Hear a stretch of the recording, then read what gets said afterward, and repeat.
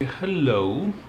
Today I'm going to look at an app for travelers visiting Taiwan. I just randomly picked one.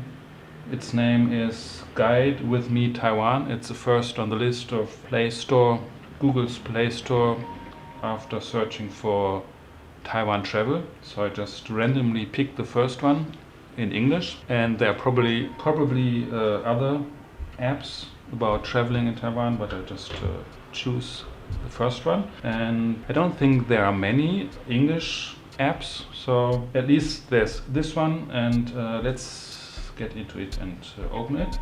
So the name is Guide with Me Taiwan, and if I open it, nothing happens. Okay, here is the app. The first thing you see is the keyboard. We don't need this right now.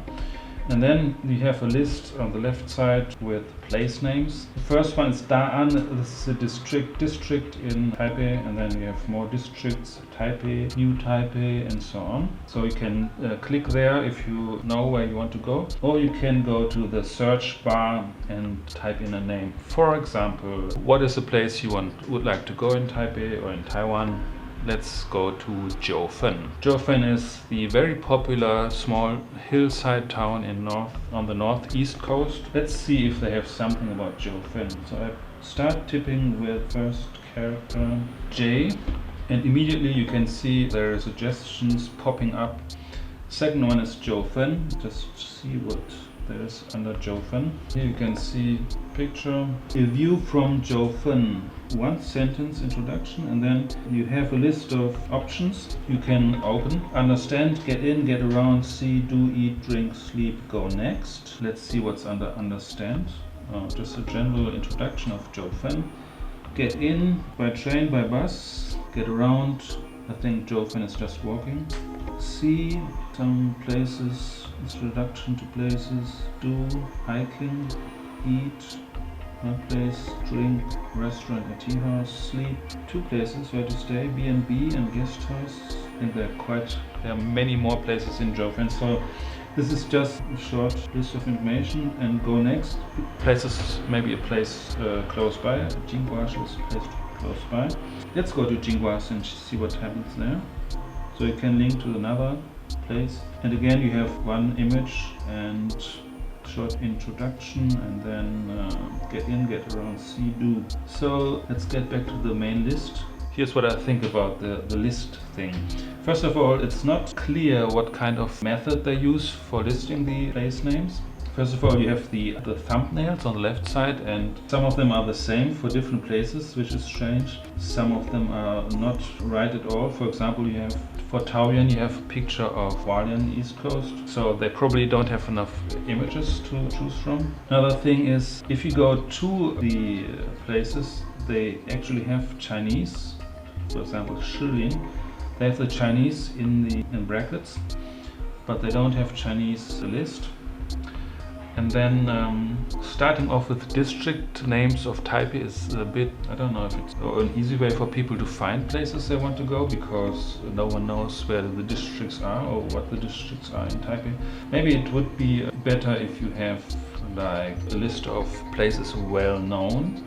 For example, Ximending or East District, which is easier to understand. Also, I probably would a list of MRT station names for Taipei, which is a very convenient way to get around in Taipei, so it would make sense to have a list of MRT stations, and then under the each station you have suggested places to visit. But I'm not criticizing the app or anything here, because I know it's quite I'm not quite sure if they can make any money by doing this, by creating this kind of app. So at least you have an app in English that could provide some help for visitors. So just offering some suggestions. Let's go back to, for example, Taipei. Here on the image of the Chiang Kai-shek Memorial Hall on the right side, you have map icon. If you click on it, you will go to a map app. But in order to go there, you have to download the map app first. The name of the map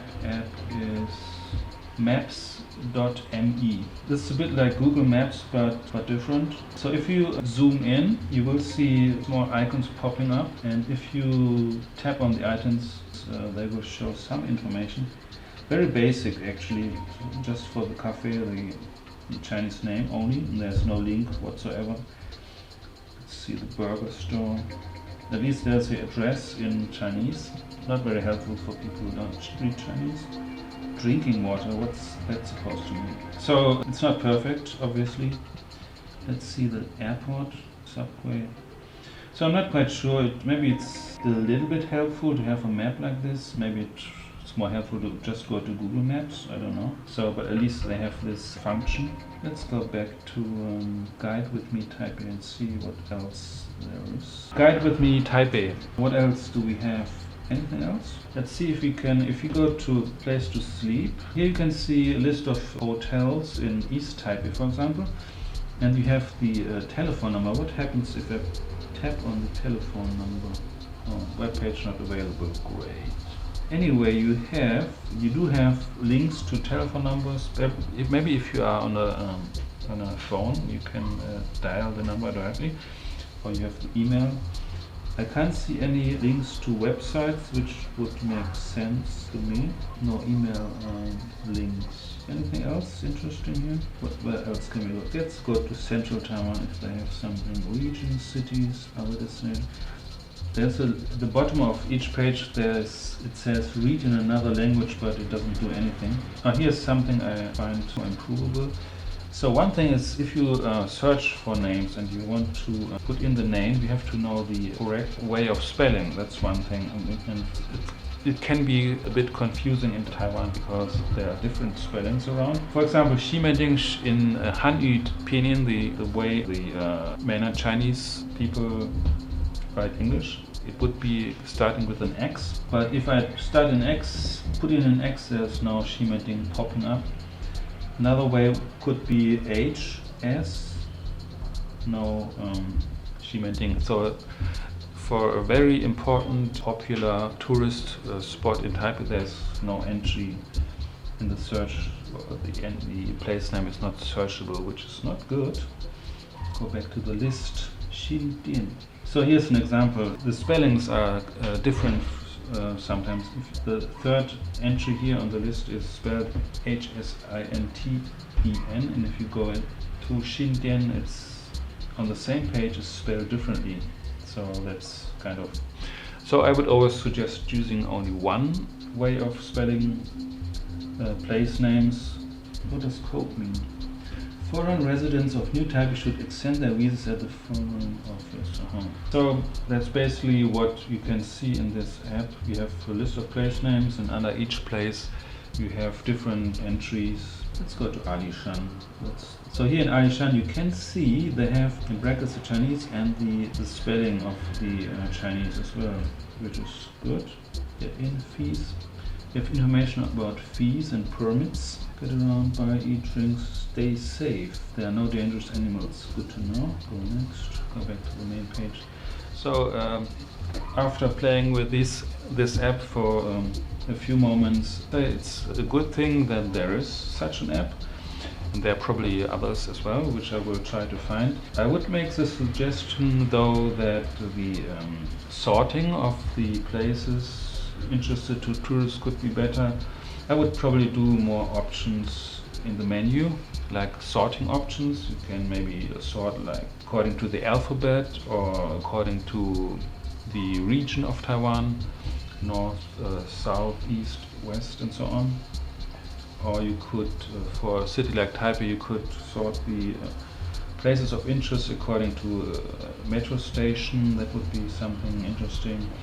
Or you could maybe highlight or put the most popular places for tourists at the very top, so they stand out and can be easy found. What else? I would suggest one way of spelling place names only. Then I would probably suggest to put in websites for example restaurants or hotels. That would be good, so you can go there directly. And there's not much else really to see in this app. So again, I'm not criticizing this app. I won't give the app any points or anything like that. It's just, I just want to show you that there is this app and maybe others. It's a free app. You can download it from the Google Play Store and probably for iPhone and iPad on the App Store as well. So that's it. I try to find more apps in the future and try to make little videos about it, so to give you an idea what options do you have when visiting Taiwan. That's it. Bye bye.